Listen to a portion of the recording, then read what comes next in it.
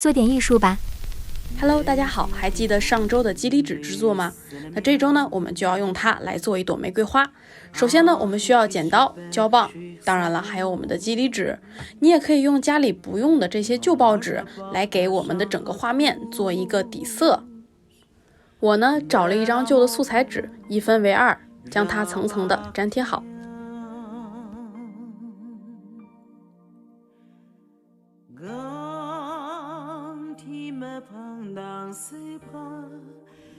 我们粘贴的时候呢，一定不要忘了边缘，这样呢，四周就不会翘起来啦。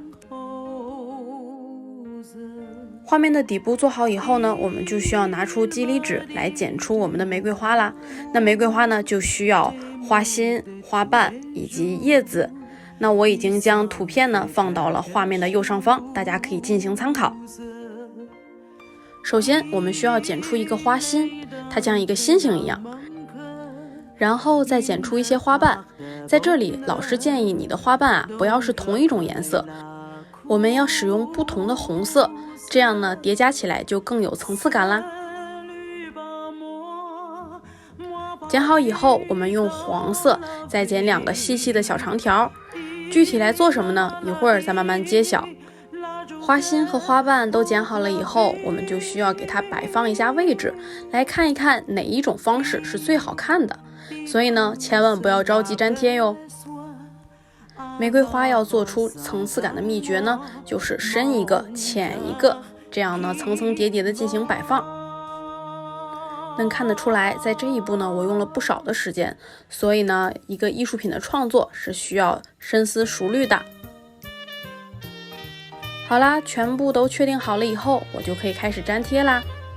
那么我们首先呢，需要将花心固定住，然后再依次的叠加花瓣。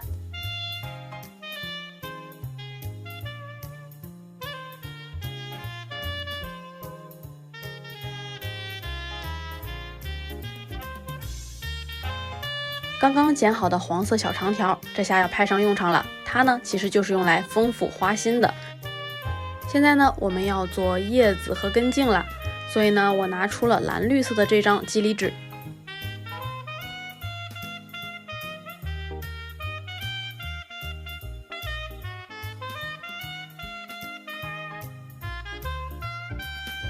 还是一样的，我们需要将叶子剪好了以后呢，进行一下摆放，看看哪里的位置更合适。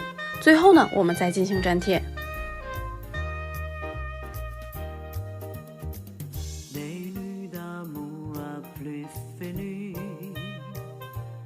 最后一步就是调整整个画面了。我在这里呢，就又加了一个玫瑰花瓣，让整个玫瑰花看起来更圆，更加的完整。